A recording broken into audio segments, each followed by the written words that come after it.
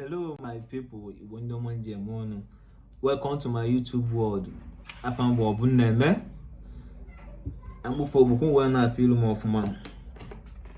Ọ bụ na narị afọ na enwere ọtụtụ kọntentị na-akọziwa ndị mmadụ gbasara cryptocurrency mana onweghị nke dị n'asụsụ Igbo.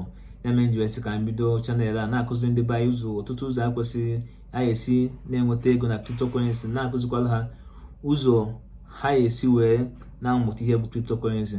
Mana ihe ndị a niile mma na-agwa gị bụkwa nke ọ bụla ngwa gị ịgba mbọ fụ n'ime research maka na cryptocurrency bụ ị ga-amaliri ihe ihe amaliri ka o si aga before itinye ego gị na ya. Ebe ọ bụla ị ga-etinye ego na ihe ama ka o si aga.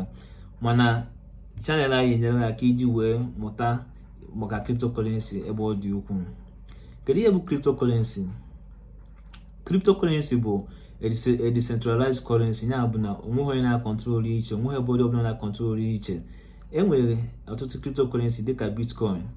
Bitcoin bụ cryptocurrency izizi pụtara na ewepụtara na January 2009 by Satoshi, onye amụghị onye ọbụ.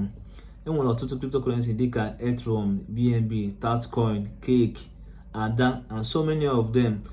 Cryptocurrency ndị a niile omekwa ọtụtụ ndị mmadụ ọgaranya dịka Bitcoin Chief. Ama nnụnụ ga na-anụ Bitcoin Chief, nnukwu ọga m mechaa launch ya Tatcoin.